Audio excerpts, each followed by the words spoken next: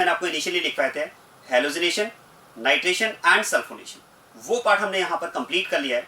और साथ में मैंने आपको एक स्पेसिफिक हेलोजिनेशन की साइट का भी केस बताया, अलाइलिक एंड बेंजाइलिक हेलोजिनेशन, जिसमें हम बात करते हैं कि जिस भी कंपाउंड में अलाइलिक या बेंजाइलिक हाइड्रोजन प्रेजेंट है, अलाइलिक या बेंजाइलिक हाइड्रोजन प्रेजेंट होने की कंडीशन पता है ना। अलाइलिक हाइड्रोजन क्या होता है? The hydrogen which is bonded with allylic carbon. And what is allylic carbon? The carbon which is directly bonded to double bonded carbon. इसी तरह से benzylic hydrogen is that hydrogen which is bonded with benzylic carbon. And which is benzylic carbon? The carbon, the saturated carbon directly attached to benzene ring is benzylic carbon. तो ऐसी site अगर compound में present है और उस specific site allylic या benzylic site पर अगर आपको हेलोजिनेशन करना है, तो उसके लिए हमारे पास क्या कंडीशन होती है? या तो हम यूज करते हैं NBS फॉर ब्रोमिनेशन एंड ब्रोमोसक्सेनामाइड, या NCS एंड क्लोरोसक्सेनामाइड फॉर क्लोरिनेशन, या sulphuryl chloride SO2Cl2 in presence of light, या फिर डायरेक्ट अगर हेलोजन के साथ में रिएक्शन कराते हैं इन प्रेजेंस ऑफ लाइट, तो उसमें low concentration of halogen is maintained in the reaction. ऐसे केस में बात करते हैं कि अगर आप कंपाउंड की रिएक्शन NBS के साथ करवा रहे हैं, NCS के साथ करवा रहे हैं, सल्फ्यूराइल क्लोराइड SO2Cl2 के साथ करा रहे हैं प्रेजेंस ऑफ लाइट में, या हेलोजन के साथ करवा रहे हैं इन प्रेजेंस ऑफ लाइट, और अगर कंपाउंड में अलाइलिक या बेंजाइलिक साइट प्रेजेंट है, तो आपको अलाइलिक या बेंजाइलिक साइट पर ही हेलोजिनेशन करना है। क्लियर बात ये? फिर हमने नाइट्रेशन कंप्लीट किया और सल्फोनेशन कंप्लीट किया। इस तरह से एल्केन की जो सब्स्टिट्यूशन रिएक्शन के एग्जांपल्स हैं वो तो हमने सारे कंप्लीट कर लिए हैं, लेकिन अब मैं फ्री रेडिकल रिएक्शंस के लिए कुछ और रिएक्शंस भी डिस्कस कर रहा हूँ। फ्री रेडिकल मैकेनिज्म के कुछ और एग्जांपल्स मैं रिएक्शन के डिस्कस कर रहा हूँ। इंपॉर्टेंट रिएक्शंस हैं। एक्चुअली मैं चाहता हूँ कि फ्री रेडिकल का जितना भी पार्ट है ना, वो पार्ट में सारा एक साथ कंप्लीट कर दूँ। फ्री रेडिकल का जितना भी पार्ट है वो सारा पार्ट में एक साथ कंप्लीट कर दूं, ताकि आगे फिर हमारा केवल आयनिक वाला पार्ट बचेगा। फ्री रेडिकल वाला पार्ट में अभी आगे कंटिन्यू करते हुए ऐसे यहीं पर हम फिनिश कर देंगे, राइट, ताकि आगे फिर हमें केवल ऑर्गेनिक रिएक्शंस में आयनिक मैकेनिज्म्स की बात करनी होगी। तो फ्री रेडिकल के कुछ केसेस तो मैंने कंप्लीट कर दिए हैं, हेलोजिनेशन, नाइट्रेशन, सल्फोनेशन। कुछ मैं इंपॉर्टेंट रिएक्शंस और डिस्कस कर रहा हूँ जो फ्री रेडिकल मैकेनिज्म पर बेस्ड हैं, और ये कुछ इंपॉर्टेंट नेम रिएक्शंस हैं, इसलिए इनमें से क्वेश्चंस आने के चांसेस वैसे भी बढ़ जाते हैं, क्योंकि नेम रिएक्शंस पर क्वेश्चंस आते हैं। और इसमें अब मैं बात करूंगा वुड्स रिएक्शन की। Very very important reaction, woods reaction, आप ध्यान देना।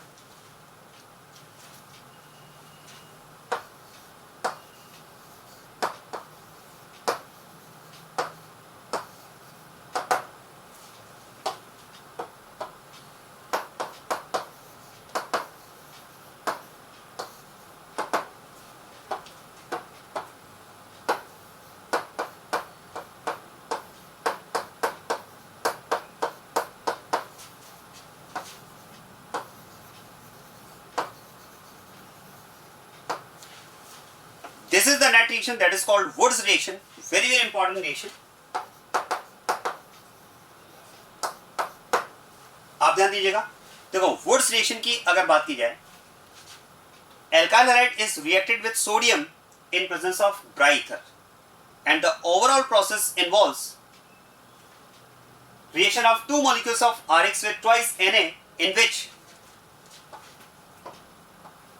sodium halide is formed as byproduct, and this R part gets combined with the second R part to form the product RR. देखो ओवरऑल रिएक्शन में क्या होगा, RX के two molecules reaction में participate करेंगे, and two molecules of RX will react with twice Na. Two molecules of RX will react with twice Na, जिसमें this R part will get combined with the R part of second molecule, and there will be formation of the product RR. मतलब आप कह सकते हैं reaction में hydrocarbon RR का formation होगा और साथ में NaX सोडियम हैलाइड का फॉर्मेशन होगा। क्लियर बात ये? The reaction is carried out in presence of dry ether as a solvent. Dry ether यहाँ पर हम एज अ सॉल्वेंट यूज करते हैं।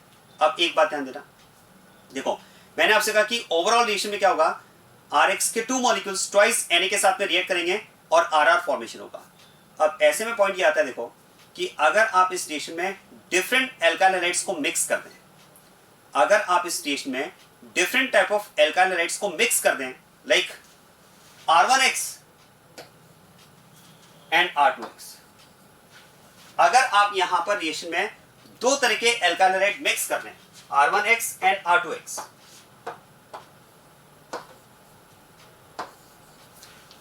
तो आप बता सकते हैं how many types of alkanes, how many types of hydrocarbons will be formed as product. अब आप ध्यान देना, देखो अगर हमने दो तरह के अल्काइल हैलाइड मिक्स किए हैं R1X एंड R2X, अगर मिक्सचर में दो तरह के अल्काइल हैलाइड मॉलिक्यूल्स अवेलेबल हैं R1X एंड R2X, और जैसे कि हम बात कर रहे हैं कि the cycle involves involvement of 2 RX molecules, भाई एक साइकिल कंप्लीट होने में हाइड्रोकार्बन के फॉर्मेशन में 2 RX मॉलिक्यूल रेशियो में पार्टिसिपेट कर रहे हैं ना. अब ऐसे में आप सोचिए अगर R1X एंड R2X दो तरह के मॉलिक्यूल्स प्रेजेंट है तो फिर तो यहाँ पर रेशियो में 3 कॉम्बिनेशंस की पॉसिबिलिटी है. देखो एक तो ये हो सकता है कि 2 R1X मॉलिक्यूल में react with twice Na.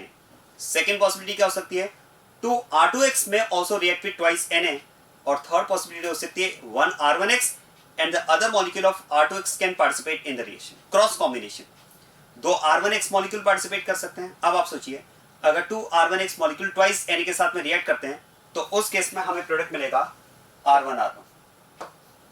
Clear हो रही बात? If there is involvement of 2 R2X molecule, भाई ये तो प्रोबेबिलिटी है, पॉसिबिलिटी है, क्योंकि मिक्सचर में दोनों तरह के हैलाइड प्रेजेंट है, तो एनी 2 अल्काइल हैलाइड मॉलिक्यूल में participate in the reaction. There may be involvement of 2 R1X molecules, R1R1 formation.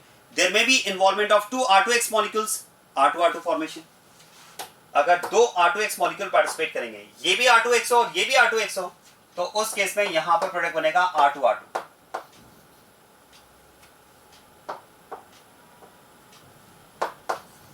उस केस में यहां पर R2R2 फॉर्मेशन हो जाएगा. और देखो ऐसा भी हो सकता है 1 molecule of R1X may react with the other molecule of R2X.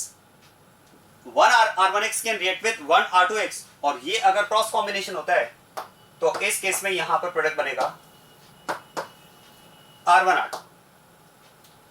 So this is the possibility of formation of 3 types of hydrocarbons, R1R1, R2R2 and R1R2 if mixture of 2 different alkyl halides is used in the reaction. और इसके साथ में बन जाएगा by product में NaX sodium halide.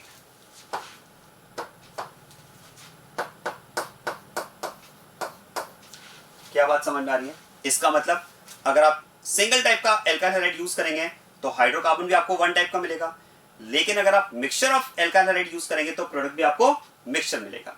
क्योंकि जब 2 RX molecule के पार्टिसिपेशन की बात आ रही है तो वो 2 RX मॉलिक्यूल दोनों R1 के हो सकते हैं, दोनों R2 के हो सकते हैं, या एक R1 और एक R2 का भी हो सकता है. So 3 types of alkanes, 3 types of hydrocarbons will be expected to be formed if mixture of 2 different alkyl halides is used in the reaction. Clear होगी बात ये? अब आप ध्यान देना, देखो किस तरह से इन RR हाइड्रोकार्बन्स का फॉर्मेशन होगा, ये पूरा डिटेल हमें डिस्कस करना है, और उसके लिए हमें बात करना होगा इस रिएक्शन की मैकेनिज्म की. अब एक बात ध्यान देना, वेरी वेरी इंपॉर्टेंट पॉइंट, इस रिएक्शन की अगर मैकेनिज्म की बात की जाए तो both free radical and ionic mechanisms are suggested for the reaction. याद रखिएगा वुड्स रिएक्शन हमारे पास एक ऐसी रिएक्शन है जिसमें दोनों तरह की मैकेनिज्म्स का इन्वॉल्वमेंट हो सकता है. ये जो आरआर फॉर्मेशन की हम बात कर रहे हैं, ये RR formation free radical mechanism के थ्रू हो सकता है और आयनिक मैकेनिज्म के थ्रू भी हो सकता है. इसीलिए हम बात करते हैं कि फॉर वुड्स रिएक्शन, ध्यान देना, for Wurtz reaction both free radical and ionic mechanisms are suggested. इस रिएक्शन के लिए ये हमारे पास एक ऐसी रिएक्शन है जिसके लिए फ्री रेडिकल मैकेनिज्म भी सजेस्टेड है और आयनिक मैकेनिज्म भी सजेस्टेड है. मैं आपको दोनों मैकेनिज्म्स क्लियर करूंगा, free radical and ionic both.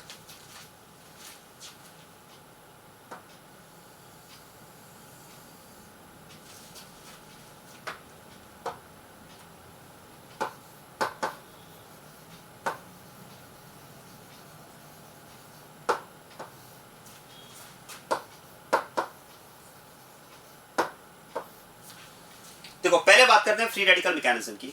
आप ध्यान दीजिएगा, यहां पर हम बात कर रहे हैं रिएक्शन में alkyl halide is reacted with Na in dry ether. अब आप देखो अल्काइल हैलाइड की रिएक्शन हम यहां पर मेटल के साथ में ले रहे हैं, सोडियम के साथ में ड्राई ईथर की प्रेजेंस में. मैंने पहले भी ये बात डिस्कस की है, देखो कि अगर आप रिएक्शन में मेटल का यूज कर रहे हैं सॉल्वेंट कंडीशन में, अगर आप रिएक्शन में मेटल का यूज कर रहे हैं सॉल्वेंट कंडीशन में, जैसा कि यहां पर हम सोडियम का यूज कर रहे हैं ड्राई ईथर की प्रेजेंस में, तो मेटल का सॉल्वेंट की प्रेजेंस में एक ही फंक्शन होता है, इलेक्ट्रॉन सप्लाई करना. ये इंपॉर्टेंट केस है, इंपॉर्टेंट पॉइंट है जो आगे भी रिएक्शंस में आपको हेल्प करेगा. आप तो ये माइंड में रखें, जहां भी आपको रिएक्शन में मेटल दिया हुआ है सॉल्वेंट के साथ में, वहां पर मेटल का सॉल्वेंट की प्रेजेंस में एक ही फंक्शन होता है, इलेक्ट्रॉन सप्लाई करना. मतलब if metal is present in a reaction mixture along with solvent, you can say solvated electrons will be present in that reaction. उस रिएक्शन में solvated electrons available रहेंगे जहां पर मेटल सॉल्वेंट के साथ में प्रेजेंट है. तो यहां भी हम यही बात करेंगे कि सोडियम अगर आपने लिया है ड्राई ईथर के साथ में, तो इस ईथर सॉल्वेंट की प्रेजेंस में सोडियम का क्या काम होगा? इलेक्ट्रॉन सप्लाई करना. बस ये इलेक्ट्रॉन सप्लायर की तरह काम करेगा. अब इसने तो इलेक्ट्रॉन सप्लाई कर दिए, साथ में कौन प्रेजेंट है? Alkyl halide. बस एल्काइल हैलाइड में जहां भी इलेक्ट्रॉन का एडिशन पॉसिबल हो सकता है वहां पर वो इलेक्ट्रॉन ऐड होकर रिएक्शन इनिशिएट हो जाएगी. क्या बात क्लियर हो रही है? अब मैं ऐसा करता हूं, जो एल्काइल हैलाइड हमने यहाँ पर यूज किया है R1X R2X, मैं यहाँ पर एक स्पेसिफिक एल्काइल हैलाइड से आपको ये मैकेनिज्म एक्सप्लेन करता हूँ. एक स्पेसिफिक एल्काइल हैलाइड ले लेते हैं और उससे मैं आपको ये रिएक्शन की मैकेनिज्म एक्सप्लेन करता हूँ. आप ध्यान देना, यहाँ पर मैं एल्काइल हैलाइड ले रहा हूँ इथाइल हैलाइड. जो एल्काइल हैलाइड मैं यहाँ पर ले रहा हूँ दैट इज इथाइल हैलाइड. सुनिएगा इस बात को. Suppose R1 and R2, that is the hydrocarbon part present in halide molecule is ethyl group. मान लेते हैं कि ये जो हाइड्रोकार्बन पार्ट है वो इथाइल पार्ट प्रेजेंट है. इसका मतलब ओवरऑल आप कह सकते हैं कि जो हैलाइड मैंने यहाँ पर सेलेक्ट किया है मैकेनिज्म को एक्सप्लेन करने के लिए, वो मैंने लिया है इथाइल हैलाइड. अब आप ध्यान देना, देखो जैसा कि मैंने आपको बताया कि सोडियम का मेटल का फंक्शन तो क्या रहेगा? इलेक्ट्रॉन सप्लाई करना. अब आप देखो 2 R1X molecules या 2 RH molecules will consume twice Na. 2 RX 2 Na को कंज्यूम करेंगे, 2 इक्विवेलेंट ऑफ Na कंज्यूम करेंगे RR फॉर्मेशन के लिए. तो मैं यहां पर twice Na की बात कर रहा हूं. Now Na being a metal has tendency to release electron, so in presence of solvent it will provide electron. It will act as an electron supplier. तो ये यहां पर इलेक्ट्रॉन सप्लाई करेगा और कन्वर्ट हो जाएगा कैटायन में Na पॉजिटिव. ये बात समझ में आ रही है? अब आप ध्यान देना, देखो ये तो सॉल्वेटेड इलेक्ट्रॉन प्रेजेंट है.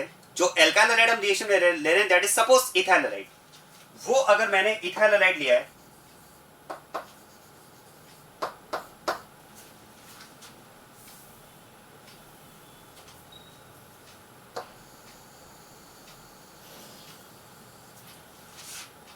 यस अब आप ध्यान देना, देखो इथाइल हैलाइड की अगर बात की जाए तो due to EN difference between carbon and halogen, we can say halogen is del negative and carbon is del positive. इसका मतलब आप कह सकते हैं कि हैलाइड में ये डेफिशिएंट साइट अवेलेबल है जहां पर इलेक्ट्रॉन का एडिशन पॉसिबल है. मेरा पॉइंट समझना. अगर हम बात करें हैलाइड में, तो हैलाइड में this deficient carbon is the site where addition of electron is possible. क्या पॉइंट समझ में आ रहा है? अब आप देखो, जैसे ही एल्काइल हैलाइड मॉलिक्यूल इस सॉल्वेटेड इलेक्ट्रॉन के कांटेक्ट में आएगा, जैसे ही ये alkyl halide molecule solvated electron के कांटेक्ट में आएगा, क्या होगा? देखो जैसे ही इलेक्ट्रॉन का एडिशन यहां पर स्टार्ट होगा, ध्यान दीजिएगा, जैसे ही इलेक्ट्रॉन का एडिशन यहां पर स्टार्ट होगा, क्या मैं कह सकता हूं इसका पॉजिटिव चार्ज डिक्रीज होगा. और पॉजिटिव चार्ज डिक्रीज होते ही कार्बन हाइड्रोजन में ईएन डिफरेंस क्रिएट हो जाएगा. और ईएन डिफरेंस क्रिएट होगा तो फिर तो ये बॉन्ड यहां पर ब्रेक होना स्टार्ट हो जाएगा. मतलब आप ये कह सकते हैं with the addition of electron there will be breakage of carbon hydrogen bond. तो ये जो कार्बन हाइड्रोजन बॉन्ड ब्रेक हो रहा है वो कैसे ब्रेक हो रहा है? इस इलेक्ट्रॉन के ऐड होने से. क्योंकि जैसे ही ये सॉल्वेटेड इलेक्ट्रॉन ऐड होगा एल्काइल हैलाइड मॉलिक्यूल में, कार्बन का पॉजिटिव चार्ज डिक्रीज होगा क्योंकि इलेक्ट्रॉन ऐड होने की बात कर रहे हैं. और जैसे ही चार्ज डिक्रीज होगा, कार्बन हाइड्रोजन में जो ईएन डिफरेंस चार्जेस इंड्यूस होने की वजह से इक्वल हुआ था, पॉजिटिव चार्ज कम होते ही वापस कार्बन हाइड्रोजन में ईएन डिफरेंस क्रिएट हो जाएगा. और ईएन डिफरेंस क्रिएट होने के साथ में ये बॉन्ड ब्रेक होना स्टार्ट हो जाएगा. So breakage of this bond and addition of electron will be simultaneously. ये बात क्लियर हो रही है? अब इसका रिजल्ट क्या होगा? ये इलेक्ट्रॉन ऐड हुआ, ये बॉन्ड ब्रेक हुआ, तो हमें मिलेगा क्या, बनेगा क्या यहाँ पर, वो मैं आपको क्लियर करता हूं स्टेप्स के साथ. ध्यान देना.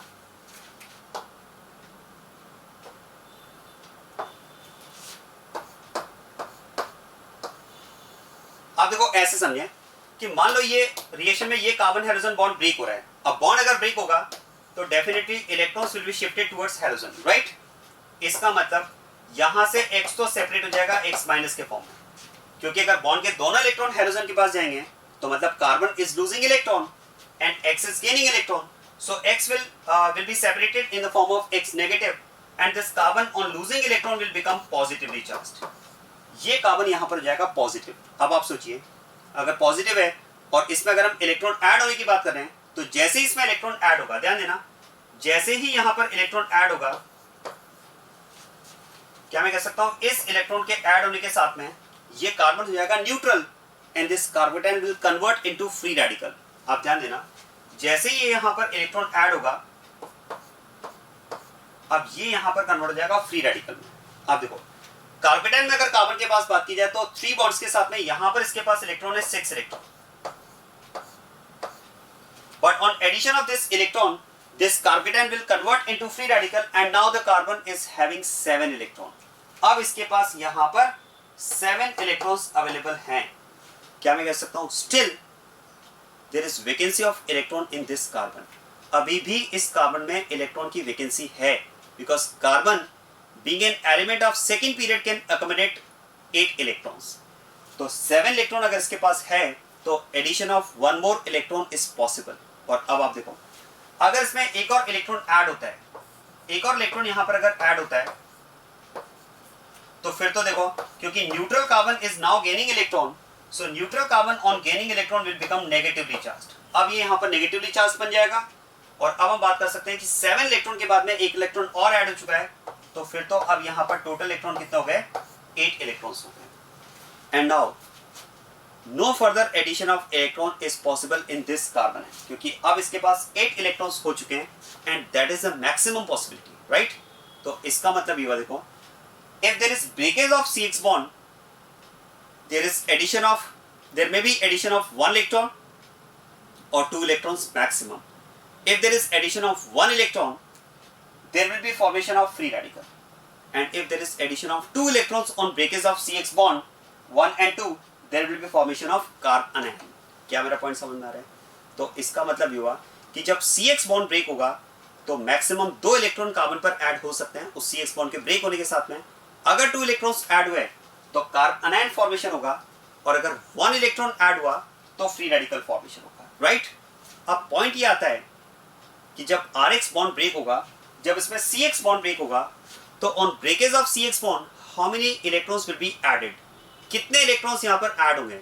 देखो कितने इलेक्ट्रॉन ऐड होंगे, तो अगर मैं पॉसिबिलिटीज की बात करूं तो there may be addition of 1 electron और there may be addition of overall 2 electrons. अब ये अगर बात की जाए कि फिर 1 इलेक्ट्रॉन ऐड होगा 2 होगा, तो आंसर है दोनों ही पॉसिबल हैं, दोनों ही पॉसिबिलिटीज बन सकती है। भाई देखो RX मॉलिक्यूल, ये तो डिपेंड करेगा कि एक RX molecule during the reaction कितने इलेक्ट्रॉन्स के कांटेक्ट में आएगा। ऐसा कोई जरूरी तो नहीं है कि RX molecule during the reaction 2 he electrons के कांटेक्ट में आएगा, कोई कंपलसरी नहीं है। 1 इलेक्ट्रॉन के कांटेक्ट में आ सकता है, और ऐसा भी कंपलसरी नहीं है कि 1 ही इलेक्ट्रॉन के कांटेक्ट में आएगा। ये हो सकता है कि 1 इलेक्ट्रॉन के कांटेक्ट में आ जाए, या ड्यूरिंग द रिएक्शन ये 2 इलेक्ट्रॉन्स के कांटेक्ट में भी आ सकता है। और इवन ये भी हो सकता है कि कोई अल्काइल हैलाइड मॉलिक्यूल मिक्सचर में ऐसा प्रेजेंट हो जो एक भी इलेक्ट्रॉन के कांटेक्ट में ना आए, और अगर एक भी इलेक्ट्रॉन के कांटेक्ट में नहीं आएगा तो मतलब फिर तो उसका बॉन्ड ब्रेक नहीं होगा, क्योंकि CX बॉन्ड कब ब्रेक हो रहा है, जब इलेक्ट्रॉन ऐड होगा। तो ये प्रोबेबिलिटी है कि कोई RX मॉलिक्यूल रिएक्शन मिक्सचर में ऐसा भी हो सकता है जो till the completion of the reaction electron के कांटेक्ट में ही नहीं आया।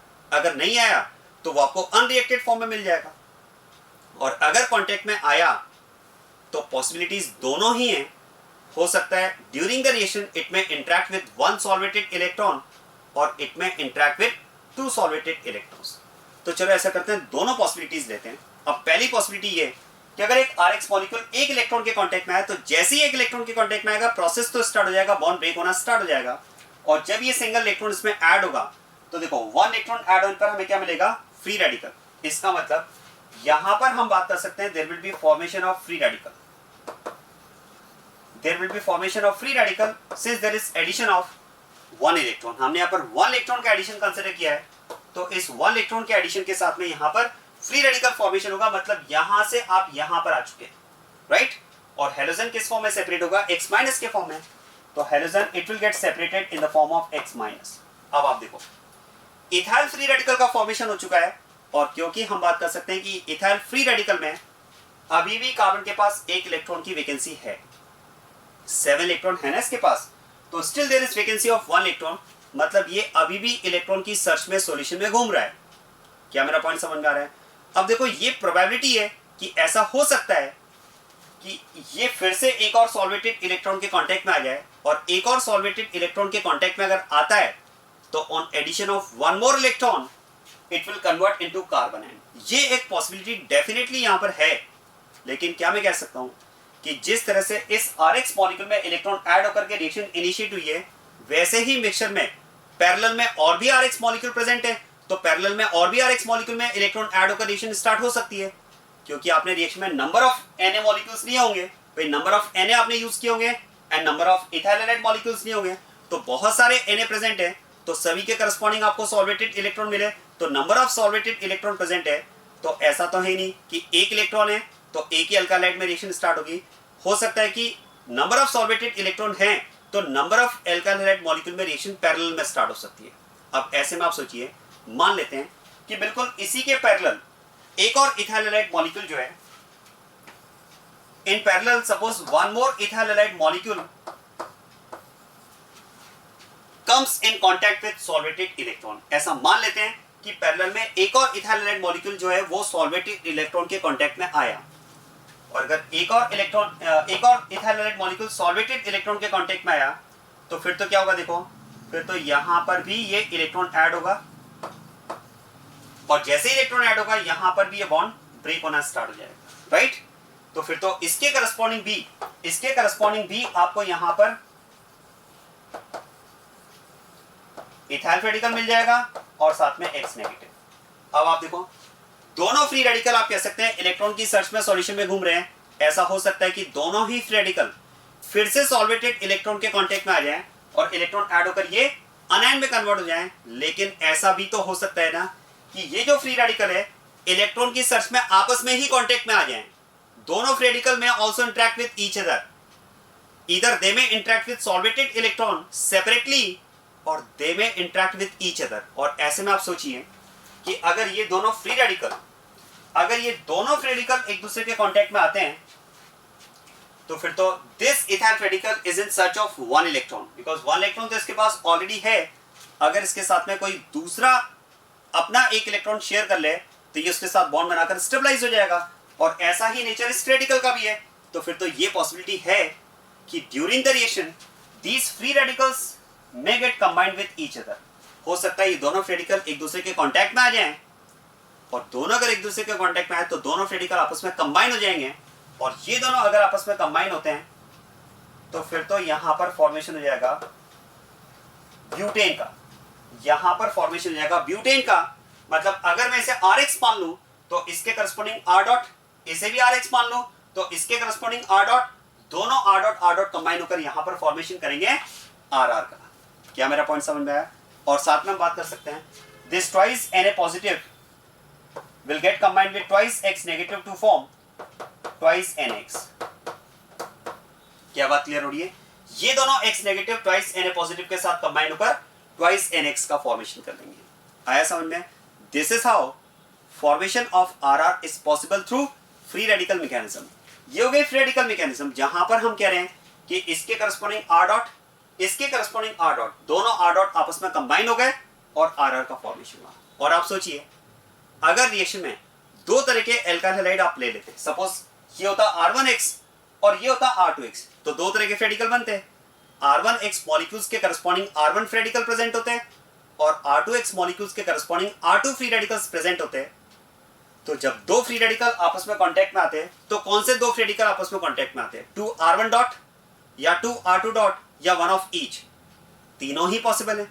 हो सकता है मिक्सचर में दो R1 डॉट कांटेक्ट में आ जाए तो R1 फॉर्मेशन हो जाएगा, 2R2 डॉट कांटेक्ट में आएंगे तो R2 फॉर्मेशन हो जाएगा, और 1R1 dot and 1R2 dot contact में आएंगे तो R1 फॉर्मेशन। मतलब मिक्सचर ऑफ हैलाइड लेंगे तो मिक्सचर ऑफ हाइड्रोकार्बन्स फॉर्मेशन होगा। So this is one of the possibility कि अगर alkyl halide molecule during the reaction alkyl halide molecule अगर सिंगल इलेक्ट्रॉन के कांटेक्ट में आता है तो फिर तो फ्री रेडिकल कॉम्बिनेशन होकर RR फॉर्मेशन होगा, and this is how the reaction will complete through free radical mechanism. लेकिन जैसा कि मैंने आपसे कहा, रिएक्शन में आयनिक मैकेनिज्म भी पॉसिबल है। दिस रिएक्शन में आल्सो कंप्लीट थ्रू आयनिक मैकेनिज्म। अब आयनिक मैकेनिज्म के थ्रू ये रिएक्शन कैसे कंप्लीट हो सकती है वो मैं आपको एक्सप्लेन करता हूं।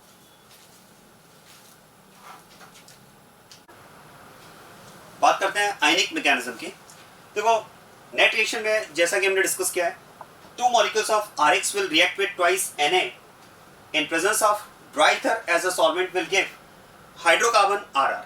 अब जैसा कि मैंने बात की कि फ्री रेडिकल मैकेनिज्म और आयनिक मैकेनिज्म दोनों से इस रिएक्शन को हम एक्सप्लेन कर सकते हैं। आयनिक मैकेनिज्म की अगर बात की जाए तो ध्यान देना, देखो मेटल का फंक्शन तो वही है, सॉल्वेंट कंडीशन में मेटल का फंक्शन रहेगा इलेक्ट्रॉन सप्लाई करना, तो यहां भी कंडीशन वही रहेगी।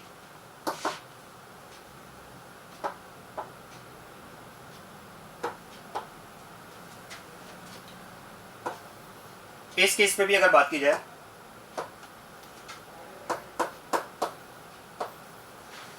तो two equivalents of Na will release 2 electrons and formation of twice Na positive, right? और अब अगर बात की जाए, देखो जैसा मैंने आपको बताया कि एल्काइल हैलाइड मॉलिक्यूल जो है वो ड्यूरिंग द रिएक्शन कितने इलेक्ट्रॉन्स के कांटेक्ट में आएगा, ये एक प्रोबेबिलिटी है। हाँ, अगर हम बात करें कि RX बॉन्ड ब्रेक होने के साथ में, CX बॉन्ड ब्रेक होने के साथ में कार्बन पर मैक्सिमम इलेक्ट्रॉन कितने ऐड हो सकते हैं, तो वो मैंने आपको एक्सप्लेन किया। Addition of maximum 2 electrons is possible on breakage of CX bond. CX bond break होने के साथ में हम maximum 2 electrons के ऐड होने की बात कर सकते हैं, लेकिन पॉइंट है कि ड्यूरिंग द रिएक्शन कितने इलेक्ट्रॉन्स ऐड होंगे, तो वो प्रोबेबिलिटी है there may be addition of 1 electron और there may be addition of 2 electrons. और जैसा कि मैंने आपसे कहा कि अगर ड्यूरिंग द रिएक्शन एक एल्काइल हैलाइड मॉलिक्यूल 1 इलेक्ट्रॉन के कॉन्टैक्ट में आता है तो उस केस में फ्री रेडिकल का फॉर्मेशन होगा। अब आगे फिर हमने बात की कि फ्री रेडिकल के पास आगे जब वो इलेक्ट्रॉन फ्री रेडिकल अगर इलेक्ट्रॉन की सर्च में सॉल्यूशन में घूम रहा है तो दो पॉसिबिलिटीज हैं, या तो हो सकता है कि वो फिर से सॉल्वेटेड इलेक्ट्रॉन के कांटेक्ट में आ जाए, या फिर से अगर वो सॉल्वेटेड इलेक्ट्रॉन के कांटेक्ट में आता है तो free radical will convert into अनायन।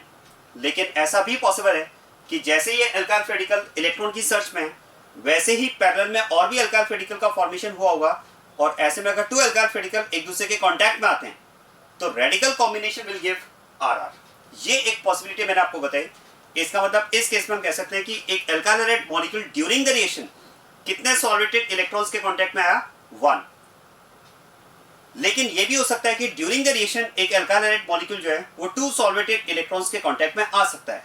Maximum 2 electrons की पॉसिबिलिटी की हमने बात की है जो CX बॉन्ड ब्रेक होने के साथ में ऐड हो सकते हैं। और अब आप ध्यान देना,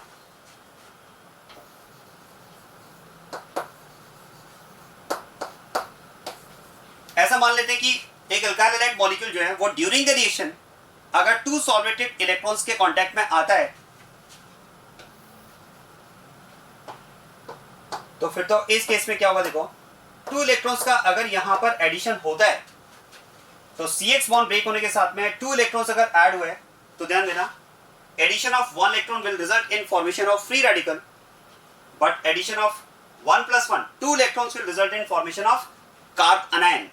मतलब इस केस में हम बात कर सकते हैं कि अगर सिंगल एल्काइल हैलाइड मॉलिक्यूल अगर 2 इलेक्ट्रॉन्स के कांटेक्ट में आता है तो फिर तो यहां पर कार्ब अनायन का फॉर्मेशन होगा, formation of ethyl carbanion, and this halogen it will get separated in the form of X negative.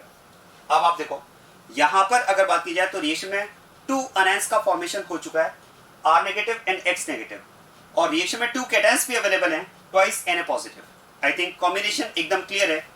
1 Na positive will get connected with X negative and the other Na positive will get associated with R negative। एक Na positive तो इस R negative के साथ combine हो जाएगा और दूसरा Na positive X negative के साथ कंबाइन हो जाएगा। और अब आप ध्यान देना Na positive जब R negative के साथ कंबाइन होगा तो this combination, this CH3 CH2 negative, that is R negative carbon ion, when it will get combined with Na positive, there will be formation of an organometallic compound। आप ध्यान दीजिएगा एक Na positive जब R negative के साथ combine होगा तो उस केस में यहां पर organometallic compound का फॉर्मेशन होगा, क्योंकि इस कॉम्बिनेशन की अगर बात की जाए तो this combination will result in formation of alkyl sodium.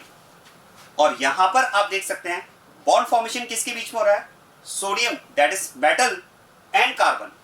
और ऐसे कंपाउंड्स की अगर बात की जाए जिनमें मेटल का बॉन्ड फॉर्मेशन कार्बन के साथ में हुआ है तो ऐसे कंपाउंड्स को हम कहते हैं organometallic compound. So there is formation of organometallic compound in this ionic mechanism. यहां पर अगर बात की जाए तो इस ऑर्गेनोमेटेलिक कंपाउंड का फॉर्मेशन हुआ है। इंपॉर्टेंट है आप समझना इस बात को, मेटल यहां पर एसोसिएटेड है कार्बन के साथ में, और जिन कंपाउंड्स में मेटल कार्बन के साथ में बॉन्डेड होता है ऐसे कंपाउंड्स को हम कैटेगराइज करते हैं एज ऑर्गेनोमेटेलिक कंपाउंड। तो यहां पर हम बात कर सकते हैं in case of ionic mechanism there is formation of organometallic compound. अब आप देखो ऑर्गेनोमेटेलिक कंपाउंड से रिलेटेड मैं कुछ आपको इंफॉर्मेशन कुछ पॉइंट्स मैं आपको बताता हूँ। ऑर्गेनोमेटेलिक कंपाउंड्स का आगे भी हम रिएक्शंस में यूज करेंगे, आप सुनिएगा इस बात को। देखो ऑर्गेनोमेटेलिक कंपाउंड्स के लिए हम कहते हैं these are highly reactive compounds. सुनिएगा इस बात को, ऑर्गेनोमेटेलिक कंपाउंड्स की अगर बात की जाए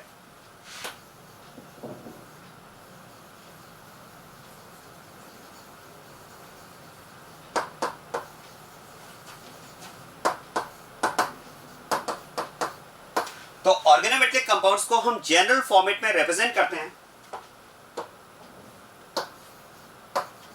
Rm से। This R part is hydrocarbon part, this is hydrocarbon part and this M is metal। और ये मैंने आपसे कहा कि अगर मेटल कार्बन के साथ में बॉन्डेड है तो ऐसे कंपाउंड को हम बोलते हैं ऑर्गेनोमेटेलिक कंपाउंड। और ऑर्गेनोमेटेलिक कंपाउंड को मैंने आपसे कहा कि जनरल फॉर्मेट में हम रिप्रेजेंट करते हैं Rm से, जिसमें R पार्ट तो हाइड्रोकार्बन पार्ट है और M पार्ट यहाँ पर मेटल है।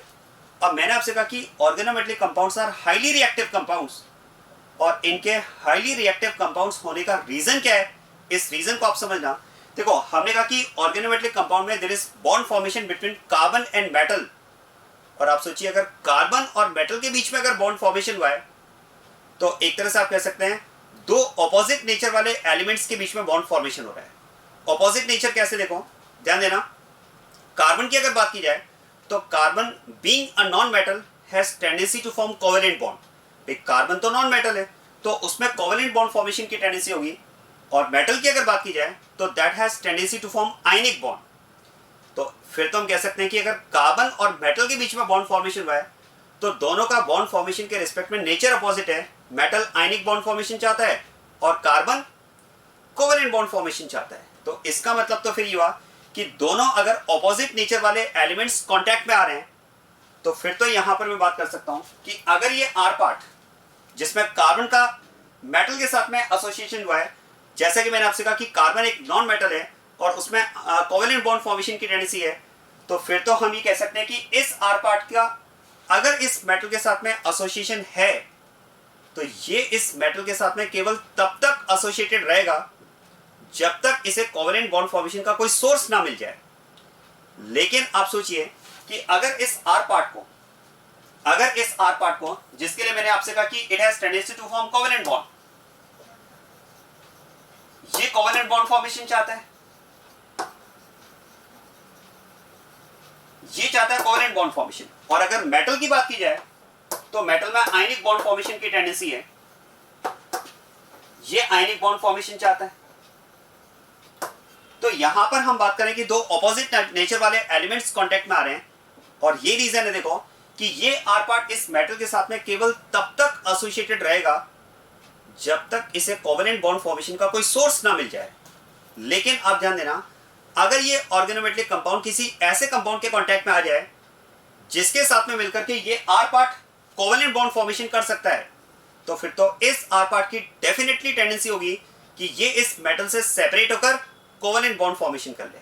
और इसी बेसिस पर हम बात करते हैं कि organometallic compounds are highly reactive compounds, क्योंकि इसका जो आर पार्ट है उसकी हमेशा टेंडेंसी होगी कि वो मेटल से सेपरेट होकर कोवेलेंट बॉन्ड फॉर्मेशन कर ले। क्या मेरा पॉइंट समझ में आ रहा है? और ये रीजन है देखो कि ऑर्गेनोमेटेलिक कंपाउंड्स की जो रिएक्टिविटी है, आप ध्यान देना, ऑर्गेनोमेटेलिक कंपाउंड्स की जो रिएक्टिविटी है वो इसी बात पर डिपेंड करती है कि आर पार्ट किस मेटल के साथ में एसोसिएटेड है। समझना इस बात को, एक ऑर्गेनोमेटेलिक कंपाउंड की जो रिएक्टिविटी है, reactivity of organometallic compound depends on the type of metal to which R part is combined, to which R part is connected। देखो मेटल की अगर बात की जाए तो क्या मैं कह सकता हूं इस मेटल का इलेक्ट्रोपॉजिटिव नेचर जितना ज्यादा होगा, आप समझना बात को, अगर इस मेटल की बात की जाए तो मेटल में का इलेक्ट्रोपॉजिटिव नेचर जितना ज्यादा होगा, क्या मैं कह सकता हूं इसमें आयनिक बॉन्ड फॉर्मेशन की टेंडेंसी उतनी ज्यादा होगी। देखो मेटल का इलेक्ट्रोपॉजिटिव नेचर अगर हाई होगा तो डेफिनेटली इसमें आयनिक बॉन्ड फॉर्मेशन की टेंडेंसी ज्यादा होगी। और क्या मैं कह सकता हूं मेटल में अगर आयनिक बॉन्ड फॉर्मेशन की टेंडेंसी ज्यादा होगी तो आर पार्ट की ऐसे मेटल के साथ में एसोसिएटेड रहने की टेंडेंसी कम हो जाएगी। मतलब आर पार्ट अगर मेटल में आयनिक बॉन्ड फॉर्मेशन की टेंडेंसी ज्यादा है, उसमें अगर इलेक्ट्रोपॉजिटिव नेचर ज्यादा है मेटल में, तो डेफिनेटली उसमें आयनिक बॉन्ड फॉर्मेशन की टेंडेंसी ज्यादा होगी। और आयनिक बॉन्ड फॉर्मेशन की टेंडेंसी अगर ज्यादा है तो ऐसे ऑर्गेनोमेटेलिक कंपाउंड में से आर पार्ट के सेपरेट होने की टेंडेंसी ज्यादा होगी, क्योंकि वो तो कोवेलेंट बॉन्ड फॉर्मेशन चाहता है। तो हम ही कह सकते हैं कि मेटल का इलेक्ट्रोपॉजिटिव नेचर जितना ज्यादा होगा, मेटल में आयनिक बॉन्ड फॉर्मेशन की टेंडेंसी उतनी ज्यादा होगी, और आर पार्ट ऐसे मेटल के साथ में उतना ज्यादा अनकंफर्टेबल रहेगा, उसकी ऐसे मेटल से सेपरेट होने की टेंडेंसी ज्यादा होगी, मतलब सेपरेट होकर के रिएक्ट करने की टेंडेंसी ज्यादा होगी। मतलब ऐसे ऑर्गेनोमेटेलिक कंपाउंड को आप कह सकते हैं रिएक्टिव कंपाउंड। क्या मेरा पॉइंट समझ में आ रहा है? मैं आपको एग्जांपल बताता हूं। जैसे अगर बात की जाए RMgX, alkyl magnesium halide is one of the example of organometallic compound, well known organometallic compound है। और एक मैं ऑर्गेनोमेटेलिक कंपाउंड ले लेता हूं RNA, एल्काइल सोडियम। अगर आप यहां पर दोनों ऑर्गेनोमेटेलिक कंपाउंड्स की रिएक्टिविटी को कंपेयर करें, ध्यान देना, अगर आप यहां पर दोनों ऑर्गेनोमेटेलिक कंपाउंड्स की रिएक्टिविटी को कंपेयर करें तो सुनिएगा इस बात को, alkyl sodium is more reactive than alkyl magnesium halide. और ये हमने रिएक्टिविटी किस बेसिस पर कंपेयर की है? दोनों में प्रेजेंट मेटल के इलेक्ट्रोपॉजिटिव नेचर को कंपेयर करो। क्या मैं कह सकता हूं? सोडियम का इलेक्ट्रोपॉजिटिव नेचर, ध्यान देना, सोडियम का इलेक्ट्रोपॉजिटिव नेचर जो है, इलेक्ट्रोपॉजिटिव नेचर, क्या हम बात कर सकते हैं? Electropositive nature of sodium is more as compare to magnesium. Sodium का इलेक्ट्रोपॉजिटिव नेचर जो होता है वो मैग्नीशियम से ज्यादा है। अब आप सोचिए, अगर सोडियम का इलेक्ट्रोपॉजिटिव नेचर ज्यादा है तो फिर तो इसमें आयनिक बॉन्ड फॉर्मेशन की टेंडेंसी ज्यादा होगी, और अगर सोडियम में मैग्नीशियम के कंपैरिजन में आयनिक बॉन्ड फॉर्मेशन की टेंडेंसी ज्यादा है तो फिर तो ऐसे मेटल के साथ में आर पार्ट के एसोसिएटेड रहने की टेंडेंसी कम होगी, मतलब आर पार्ट की सोडियम के साथ में एसोसिएट होने की टेंडेंसी कम होगी एज कंपेयर टू मैग्नीशियम। ऐसा क्यों? क्योंकि सोडियम में आयनिक बॉन्ड बनाने की टेंडेंसी ज्यादा है, और मेटल में आयनिक बॉन्ड बनाने की टेंडेंसी जितनी ज्यादा होगी, आप कह सकते हैं आर पार्ट की उस मेटल से सेपरेट होकर रिएक्ट करने की टेंडेंसी उतनी ज्यादा होगी। इसी बेसिस पर हम बात करते हैं कि RNA is more reactive then RMgX। क्या मेरा पॉइंट समझ में आया? तो ये मैंने कुछ जनरल इंफॉर्मेशन आपको ऑर्गेनोमेटेलिक कंपाउंड से रिलेटेड दी है। Organometallic compounds are highly reactive compounds. ऐसा क्यों? मैंने आपको रीजन बताया, क्योंकि कार्बन और मेटल के बीच में अगर बॉन्ड फॉर्मेशन हुआ है तो हम ये कह सकते हैं कि ऐसे दो एलिमेंट्स के बीच में बॉन्ड फॉर्मेशन हुआ है जिनका बॉन्ड फॉर्मेशन के रिस्पेक्ट में नेचर बिल्कुल ऑपोजिट है। क्योंकि carbon being a non metal has tendency to form covalent bond, जबकि मेटल में आयनिक बॉन्ड फॉर्मेशन की टेंडेंसी है। और ये रीजन है, देखो, ऑर्गेनोमेटेलिक कंपाउंड में हम हमेशा बात करते हैं कि जब भी ऑर्गेनोमेटेलिक कंपाउंड रिएक्शन में पार्टिसिपेट करता है, वो कैसे पार्टिसिपेट करेगा? उस ऑर्गेनोमेटेलिक कंपाउंड का जो आर पार्ट होगा, ध्यान देना, उस ऑर्गेनोमेटेलिक कंपाउंड का जो आर पार्ट होगा वो मेटल से सेपरेट होकर कोवेलेंट बॉन्ड फॉर्मेशन में पार्टिसिपेट करेगा। और आर पार्ट की मेटल से सेपरेट होने की जो टेंडेंसी होगी वो डिपेंड करेगी मेटल के इलेक्ट्रोपॉजिटिव नेचर पर। मेटल में इलेक्ट्रोपॉजिटिव नेचर जितना ज्यादा होगा, अंडरस्टूड है, उसमें आयनिक बॉन्ड फॉर्मेशन की टेंडेंसी ज्यादा होगी, और मेटल में आयनिक बॉन्ड फॉर्मेशन की टेंडेंसी जितनी ज्यादा होगी, आर पार्ट की उस मेटल से सेपरेट होकर के रिएक्ट करने की टेंडेंसी उतनी ज्यादा होगी, मतलब ऐसा ऑर्गेनोमेटेलिक कंपाउंड मोर रिएक्टिव होगा। क्या पॉइंट समझ में आया? तो ultimately we can say that organometallic compounds are highly reactive compounds and such type of compound is formed during ionic mechanism of Wurtz reaction. आप ध्यान देना, अब मैं फिर से वुड्स रिएक्शन पर आ रहा हूं। तो वुड्स रिएक्शन की आयनिक मैकेनिज्म में हम कह सकते हैं ऐसा एक ऑर्गेनोमेटेलिक कंपाउंड यहां पर भी बना है। और अब आप ध्यान देना, देखो, जैसा कि मैंने आपसे कहा रिएक्टिव कंपाउंड है। अब ये ऑर्गेनोमेटेलिक कंपाउंड, ये ऑर्गेनोमेटेलिक कंपाउंड जब रिएक्शन मिक्सचर में प्रेजेंट एल्काइल हैलाइड मॉलिक्यूल के कांटेक्ट में आएगा, देखो, एल्काइल हैलाइड मॉलिक्यूल का सिंगल मॉलिक्यूल मैंने यहां पर अभी कंसीडर किया है। नेट रिएक्शन में अगर बात की जाए तो 2 molecules of RX will participate in the reaction to form RR। तो अब हम कह सकते हैं कि ये जो ऑर्गेनोमेटेलिक कंपाउंड है, ये जब रिएक्शन मिक्सचर में प्रेजेंट सेकंड RX मॉलिक्यूल के कांटेक्ट में आएगा,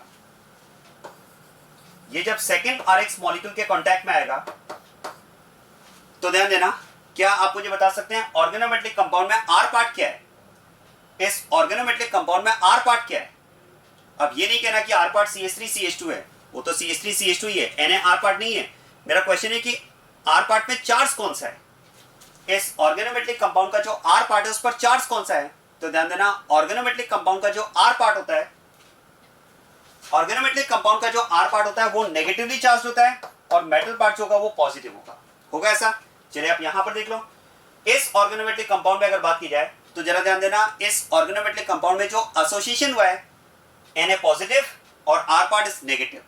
तो यही मैं बात कर रहा हूं कि इस ऑर्गेनोमेट्रिक कंपाउंड में जो R पार्ट है वो R पार्ट क्या है, नेगेटिव है, राइट। और Rx में R पार्ट कैसा है, Rx में R पार्ट है पॉजिटिव, क्योंकि कार्बन और हेलोजन में अगर बात की जाए तो halogen is more electronegative than carbon, so this sigma electron cloud will be shifted towards halogen, so it will acquire del negative charge and carbon will acquire del positive charge। ये बात समझ में आ रही है। और अब आप ध्यान देना, यहां पर R पार्ट पॉजिटिव है और यहां पर R पार्ट नेगेटिव है। शायद कॉम्बिनेशन आपको समझ में आ रहा होगा। मैंने आपसे क्या कहा, जैसे ही ऑर्गेनोमेट्रिक कंपाउंड इस कंपाउंड के कांटेक्ट में आएगा, इस R पार्ट की टेंडेंसी होगी कि वो इस मेटल से सेपरेट होकर यहां पर बॉन्ड फॉर्मेशन स्टार्ट कर दे, क्योंकि ऑर्गेनोमेट्रिक कंपाउंड के R पार्ट की टेंडेंसी कि वो मेटल से सेपरेट होकर कोवेलेंट बॉन्ड फॉर्मेशन में पार्टिसिपेट करे। तो ये यहां पर इस कार्बन के साथ कोवेलेंट बॉन्ड फॉर्मेशन स्टार्ट कर देगा और जैसे ये बॉन्ड फॉर्मेशन होगा ये बॉन्ड ब्रेक होना स्टार्ट हो जाएगा। क्या बात क्लियर हुई है? तो अल्टीमेटली आप कह सकते हैं this R part of organometric compound is negative and R part of alkyl halide is positive. ये नेगेटिव पॉजिटिव कॉम्बिनेशन होगा and this negative positive combination will result in formation of the product RR। आप देख सकते हैं इस तरह से यहां पर ये R पार्ट इस R पार्ट के साथ कंबाइन होकर RR फॉर्मेशन कर देगा and this Na plus it will get associated with X minus, तो ये बन जाएगा NX और एक NX यहां पर ऑलरेडी फॉर्म हो चुका है, तो मतलब यहां पर हम कह सकते हैं formation of twice NX। So again in ionic mechanism you can see there is formation of butane if the alkyl halide involved in the reaction is ethyl halide। ethyl halide अगर रिएक्शन में participate करेगा, वही point है देखो, Rx अगर participate करेगा तो product क्या बनेगा, RR। और ये अगर R पार्ट है तो ऐसे दो R पार्ट जब कंबाइन होंगे तो ये RR आपको मिल जाएगा। अब आप देखो, जैसा कि मैंने आपसे कहा कि इस रिएक्शन की मैकेनिज्म, दोनों मैकेनिज्म सजेस्टेड है। द रिएक्शन में complete through free radical mechanism और इट में also complete through ionic mechanism.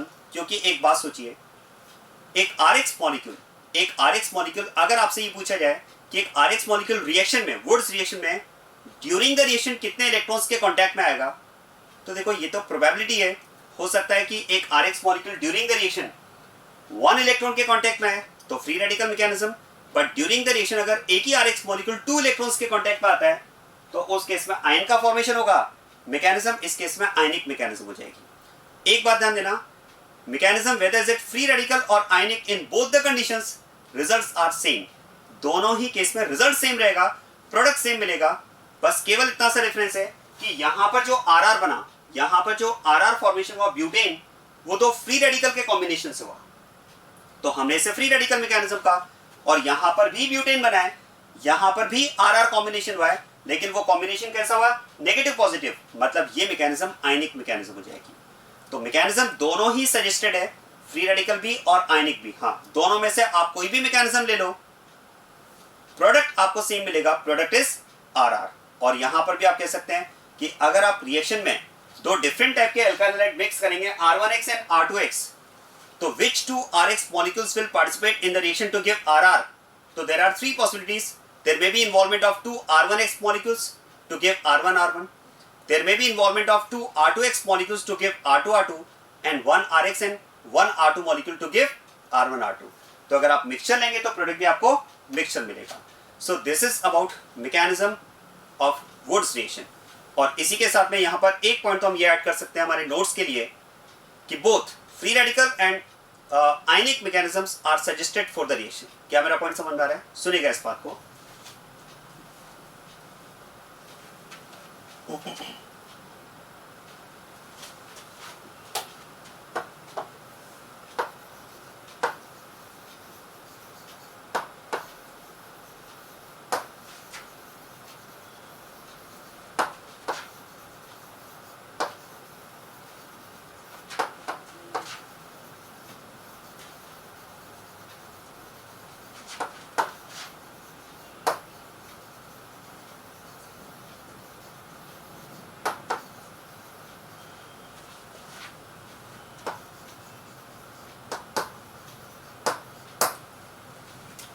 So both free radical and ionic mechanisms are suggested for the reaction। एक पॉइंट तो हमारा ये रहेगा। अब इसके बाद में देखो कुछ और पॉइंट्स मैं आपको बताता हूँ वुड्स रिएक्शन से रिलेटेड, जहां से क्वेश्चंस की फ्रेमिंग होती है। आप ध्यान देना। देखो वुड्स रिएक्शन की अगर बात की जाए तो हमने डिस्कस किया था reaction is carried out in presence of dry ether. अब एक पॉइंट ध्यान देना, देखो ईथर हमें यूज करना है, सॉल्वेंट हमें यूज करना है, वो तो ठीक है, इसलिए सॉल्वेंट यूज करना है क्योंकि हमने डिस्कस किया कि रिएक्शन में सोडियम का क्या फंक्शन है, electron supplier. Whatever is the mechanism, whether is it free radical और ionic, you can see sodium behaves as an electron supplier in the reaction. Sodium ने क्या किया, इलेक्ट्रॉन सप्लाई करने का काम किया। यहां भी सोडियम इलेक्ट्रॉन सप्लाई कर रहा है। और जैसा कि मैंने आपसे कहा, ये तो एक जनरल पॉइंट आप माइंड में रखें। इनफैक्ट आपको याद भी होगा कि अगर मेटल सॉल्वेंट की प्रेजेंस में प्रेजेंट है तो मेटल सॉल्वेंट की प्रेजेंस में इलेक्ट्रॉन सप्लाई करने का काम करता है। तो सॉल्वेंट तो हमें यूज करना है क्योंकि सॉल्वेंट की प्रेजेंस में ही वो मेटल इलेक्ट्रॉन सप्लाई करने का काम करेगा। तो हमने यहाँ पर ईथर एज अ सॉल्वेंट लिया है, लेकिन पॉइंट है कि हमने यहाँ पर ईथर में स्पेसिफाई किया ड्राई ईथर। तो क्वेश्चन है ड्राई ईथर क्यों? हमने यहाँ पर अगर ड्राई ईथर की बात की है तो वाई ड्राई, हमने केवल ईथर क्यों नहीं लिखा? उसका रीजन है क्योंकि जिस रिएक्शन की हम बात कर रहे हैं वुड्स रिएक्शन, इसमें ये इंपॉर्टेंट पॉइंट है कि the reaction condition for the Wurtz reaction should be absolutely dry. जो वुड्स रिएक्शन की कंडीशन है वो एब्सोल्युटली ड्राई होना जरूरी है, क्योंकि अगर इस रिएक्शन में मॉइस्चर प्रेजेंट हुआ तो दिक्कत है। ध्यान देना, इस रिएक्शन में अगर मॉइस्चर प्रेजेंट हुआ, वाटर अगर प्रेजेंट हुआ तो प्रॉब्लम है। अब प्रॉब्लम क्या होगी, जरा इस बात को मैं आपको क्लियर करता हूं, सुनेगा इस बात को। देखो अगर इस रिएक्शन में वाटर प्रेजेंट हुआ तो ध्यान देना, हमने डिस्कस किया कि Rx reacts with twice Na in presence of dry ether, in presence of dry ether to give the product Rr। ये डिस्कस किया हमने भाई। इसमें हमने कहा कि twice NX, ये twice NX निकल जाएगा और ये दोनों R पार्ट कंबाइन होकर प्रोडक्ट बना देंगे Rr। अब मैं यहां पर बात कर रहा हूं कि the solvent used in the reaction should be dry, मतलब reaction condition should be absolutely dry. Question अगर मॉइस्चर प्रेजेंट है, वाटर अगर रिएक्शन में प्रेजेंट है तो प्रॉब्लम क्या है? जरा प्रॉब्लम को आप समझना।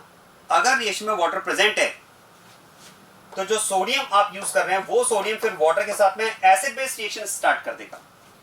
If water is present in the reaction mixture, sodium will start acid base reaction with water. और अब आप ध्यान देना, अगर सोडियम वाटर के साथ में रिएक्ट करेगा तो यहां पर फॉर्मेशन होगा सोडियम हाइड्रोक्साइड का और साथ में इसमें H2 गैस यहां से रिलीज होगी। If water is present in the reaction mixture, sodium will start acid-base reaction with water and it will form sodium hydroxide plus H2।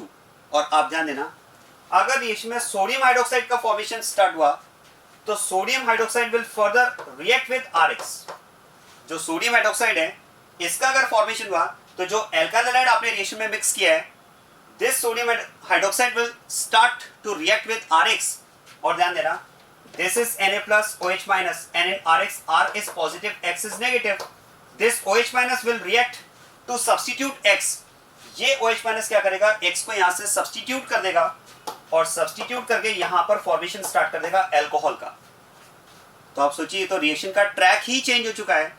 जहां हम रिएक्शन में RR formation, hydro formation expect कर रहे हैं, अगर रिएक्शन में water present हुआ, moisture अगर प्रेजेंट हुआ, तो since sodium will react water to show acid base reaction, और जैसे कि हम बात करते हैं कि acid base reactions are preferred, तो ये एसिड बेस रिएक्शन यहां पर स्टार्ट हो जाएगी सोडियम की वाटर के साथ में। And in this acid base reaction there is formation of sodium hydroxide and that will further start to react with Rx to form alcohol.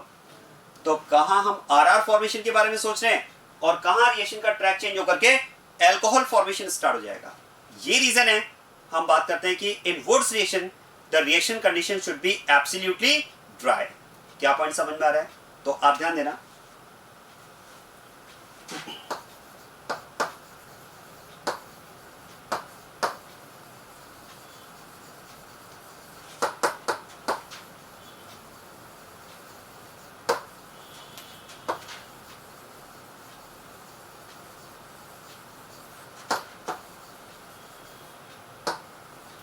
the reaction condition should be absolutely dry since if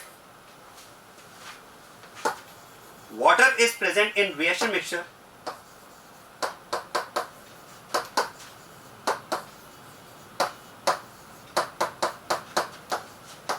sodium reacts with water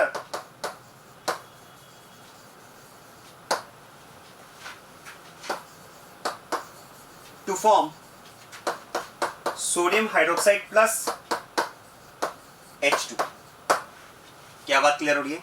अगर reaction condition में अगर reaction mixture में अगर water present हुआ तो फिर तो इस केस में क्या होगा, sodium will start to react with water to form sodium hydroxide plus H2। तो इसे अवॉइड करने के लिए हम बात करते हैं कि जो रिएक्शन कंडीशन है वो एब्सोल्युटली ड्राई होना चाहिए। क्या बात क्लियर होगी? ये बात समझ में आ गई? अब आप ध्यान देना, देखो इस रिएक्शन में जैसा कि मैंने आपको बताया कि अगर आप single type of alkyl halide use करेंगे you will get one type of hydrocarbon that is RR। लेकिन अगर आपने रिएक्शन में मिक्सचर यूज किया like R1X and R2X you will get mixture of hydrocarbons R1R1, R2R2 and R1R2। और इसी basis पर मैं आपको बताता हूँ इस रिएक्शन के लिए एक इंपॉर्टेंट पॉइंट, और जो पॉइंट मैं अब डिस्कस करने जा रहा हूँ इसी पॉइंट पर बेस्ड 11th NCERT में एक क्वेश्चन भी दिया हुआ है। देखो वुड्स रिएक्शन की अगर बात की जाए तो इसके लिए एक स्टेटमेंट दिया जाता है, the reaction is not an appropriate method to prepare unsymmetrical alkanes. The reaction is not an appropriate method to prepare unsymmetrical alkane, it is an appropriate method to prepare symmetrical alkane। ये symmetrical alkane formation के लिए एक appropriate method माना जाता है, लेकिन unsymmetrical alkane formation के लिए ये एक appropriate method नहीं है। ये पॉइंट मैं आपको एक्सप्लेन कर रहा हूँ, और इसे समझने के लिए पहले आपको symmetrical और unsymmetrical alkanes क्या है उनको समझना होगा। ध्यान देना,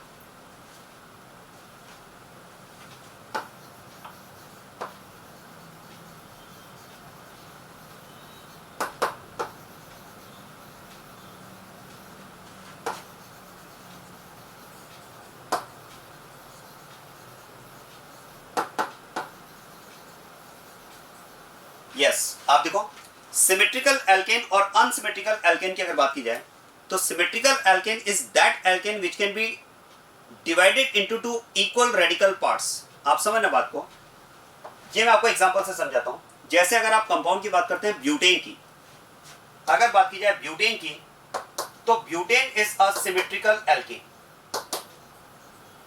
butane is a symmetrical alkane since it can be divided into two identical radical parts.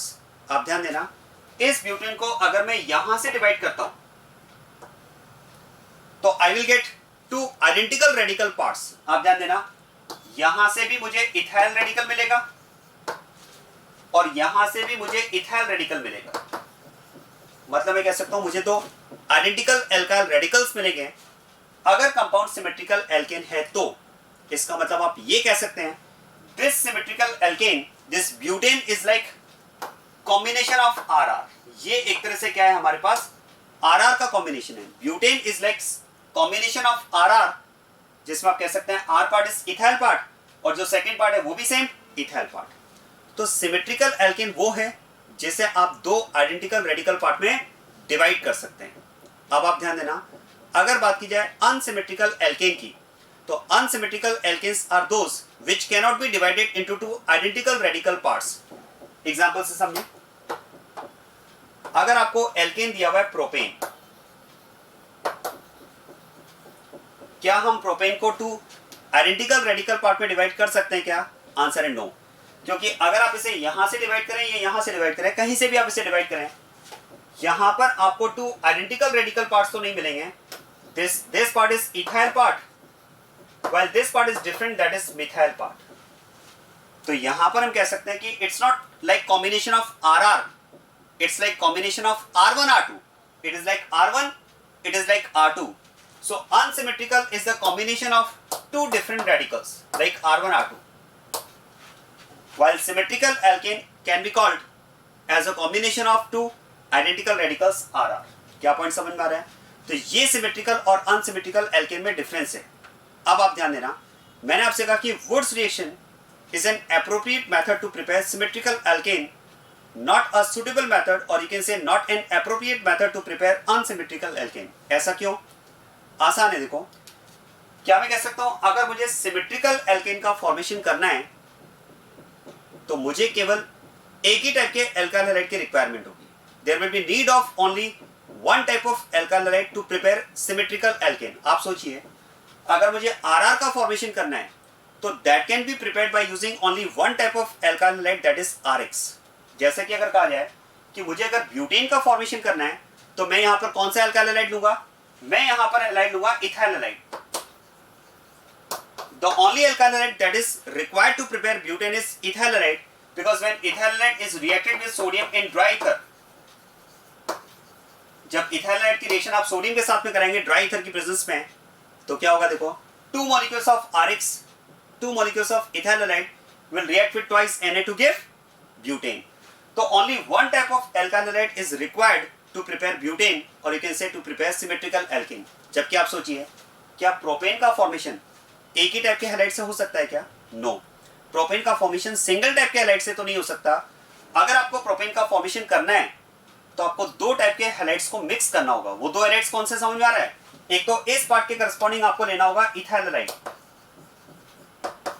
Clear, और एक इस पार्ट के करस्पॉन्डिंग आपको लेना होगा मिथाइल हैलाइड। जब ये दो तरह के अल्काइल हैलाइड आप मिक्स करोगे और इसकी रिएक्शन जब आप ट्वाइस Na सोडियम के साथ में कराएंगे ड्राई ईथर की प्रेजेंस में, तभी तो यहां पर क्या होगा, ये NX एलिमिनेट हो जाएगा और ये दोनों आपस में कंबाइन होकर प्रोडक्ट आपको मिल जाएगा प्रोपेन। इसका मतलब ये हुआ कि अगर मुझे अनसिमेट्रिकल एल्केन लाइक R1R2 का फॉर्मेशन करना है तो मुझे यहां पर दो तरह के हैलाइड मिक्स करने होंगे, R1X एंड R2X। अब आप ध्यान देना, देखो मैंने अगर आपसे कहा है कि not an appropriate method to prepare unsymmetrical alkane, it doesn't mean that unsymmetrical alkane can not be prepared by it. इसका मतलब ये नहीं है कि हम अनसिमेट्रिकल एल्केन इससे बना नहीं सकते। अनसिमेट्रिकल एल्केन आप बना सकते हैं, like propane, yes it can be prepared by using Wurtz reaction. How is it? You can mix ethyl halide and methyl halide and that will react with sodium in dry ether to give propane. That is possible. फिर भी हम इसे appropriate method क्यों नहीं मान रहे हैं? क्योंकि अगर आप एल्काइल हैलाइड को मिक्स करेंगे, अगर आप different type of alkyl halide mix करेंगे तो नो डाउट इसमें प्रोपेन फॉर्मेशन हो जाएगा, नो डाउट इसमें प्रोपेन फॉर्मेशन हो जाएगा, दैट इज लाइक R1R2। लेकिन क्या मैं कह सकता हूं, अगर आप मिक्सचर ऑफ हैलाइड लेंगे तो फिर ओनली प्रोपेन नहीं मिलेगा, साथ में आपको दो और हाइड्रोकार्बन मिलेंगे। कौन से? R1R1 and R2R2। क्योंकि देखो ऐसा तो कंपलसरी नहीं है कि रिएक्शन में one ethyl halide and one methyl halide molecule he participate करेंगे। ऐसा भी तो हो सकता है कि इसी मिक्सचर में, क्योंकि ethyl halide and methyl halide दोनों तरह के हैलाइड प्रेजेंट है, तो ये भी तो हो सकता है कि दो ethyl halide molecule twice Na के साथ में रिएक्ट कर जाएं।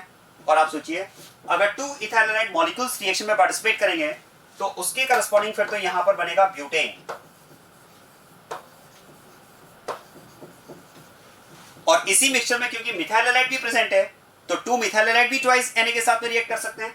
और अगर 2 मिथाइल हैलाइड ट्वाइस Na के साथ में रिएक्ट करेंगे तो उसके करस्पॉन्डिंग आपको मिल जाएगा ईथेन। सिंपल है। अगर मैं दो तरह के RX मिक्स करता हूं, जैसा कि मैंने आपको बताया कि अगर मैं दो तरह के अल्काइल हैलाइड लेता हूं R1X एंड R2X, तो definitely I will get R1R2 that is unsymmetrical alkane, but this is not the only product formed in the reaction. Along with this unsymmetrical alkane, 2 unwanted hydrocarbons that is R1R1 and R2R2 will also be formed as product।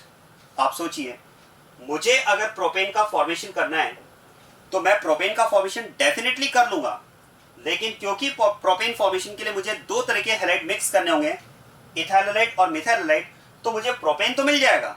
लेकिन problem क्या हो रही है, इस propane के साथ में मुझे ब्यूटेन और ईथेन भी मिलेंगे, और ये कंपाउंड्स तो मैं कह सकता हूं मेरे लिए अनवांटेड है। क्योंकि आप सोचिए अगर मुझे ब्यूटेन ही बनाना होगा तो मैं दो अलग एल्काइल हैलाइड क्यों मिक्स करूंगा? ब्यूटेन तो मैं सिंगल हैलाइड से मिक्स कर बना सकता हूं, क्योंकि अगर बात की जाए ब्यूटेन की तो butane is a symmetrical alkane that can be prepared by using only one type of halide. तो आप सोचिए ये जो ब्यूटेन यहाँ पर बना ये तो अनवांटेड है ना, हमारा टारगेट यहाँ पर प्रोपेन को बनाना था, लेकिन प्रोपेन के साथ में ये अनवांटेड एल्केन्स भी बन रहे हैं। अब आप सोचिए अगर ये एल्केन्स भी बनेंगे जो अनवांटेड है, हमें इसकी बनाने की रिक्वायरमेंट नहीं थी, हमें तो प्रोपेन बनाना था, लेकिन अगर ये भी एल्केन बनेंगे तो फिर तो मैं कहूंगा मेरा कुछ एल्काइल हैलाइड मॉलिक्यूल वेस्ट होगा इन अनवांटेड कंपाउंड्स के फॉर्मेशन में। चलो वेस्टेज तो है ही, साथ में आप सोचिए कि अगर प्रोपेन के साथ में ब्यूटेन और ईथेन भी बना तो क्या मैं कह सकता हूं all of these three compounds are very close members to the of the alkane homologous series. ये एल्केन होमोलोगस सीरीज के क्लोज मेंबर्स है ना, सक्सेसिव मेंबर्स हो गए, ईथेन, प्रोपेन, ब्यूटेन पास पास वाले मेंबर्स हो गए। और अगर बात की जाए कि एल्केन के क्लोज मेंबर्स का अगर फॉर्मेशन हुआ तो क्लोज मेंबर्स होने की वजह से इनके बीच में बॉइलिंग पॉइंट में डिफरेंस कम होता है, और बॉइलिंग पॉइंट में अगर डिफरेंस कम हुआ तो फिर तो इनको सेपरेट करना भी डिफिकल्ट हो जाएगा, क्योंकि अगर आपका टारगेट प्रोपेन बनाना है तो आपको ओनली प्रोपेन तो नहीं मिला, प्रोपेन के साथ में ईथेन और ब्यूटेन भी मिला है, तो फिर आपको सेपरेट करो, इनको सेपरेट करना भी डिफिकल्ट है, because these members are very close members of alkane homologous series. That's why difference in their boiling points is less. और boiling point में difference कम होने की वजह से their separation will become difficult. क्या बात क्लियर हो रही है? ये रीजन है कि unsymmetrical alkane formation के लिए हम Woods reaction को avoid करते हैं. हम ये कहते हैं कि it's not an appropriate method to prepare unsymmetrical alkane. क्या बात समझ में आई? ये पॉइंट, इस पॉइंट पर बेस्ड क्वेश्चन आपके 11th NCERT में दिया हुआ है सेकंड वॉल्यूम में. इसीलिए ये क्वेश्चन दिया हुआ है, why Woods reaction is not an appropriate method to prepare unsymmetrical alkane. आप आंसर दे सकते हैं, since in preparation of unsymmetrical alkane like R1R2, unwanted hydrocarbons like R1R1 and R2R2 are also formed as product. Clear हो गई बात ये? तो ध्यान देना, एक पॉइंट हमारा यहाँ पर ये भी बनता है.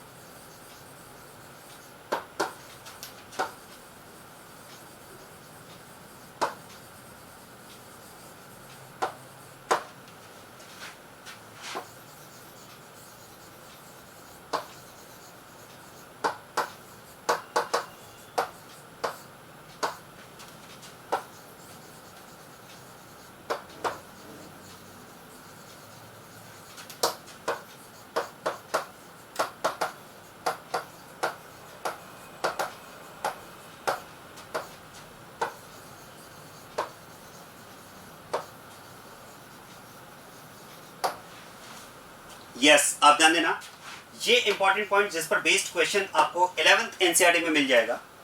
Point is the reaction is a suitable method to prepare symmetrical alkene.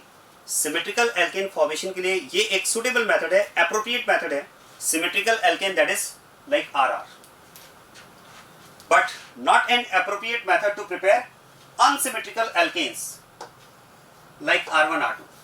Unsymmetrical alkane formation के लिए ये एप्रोप्रिएट मेथड नहीं है, since unwanted hydrocarbons that is R1R1 and R2R2 are also formed as product. Clear हो गई बात ये? तो ये यहां पर एक इंपॉर्टेंट पॉइंट वुड्स रिएक्शन से रिलेटेड.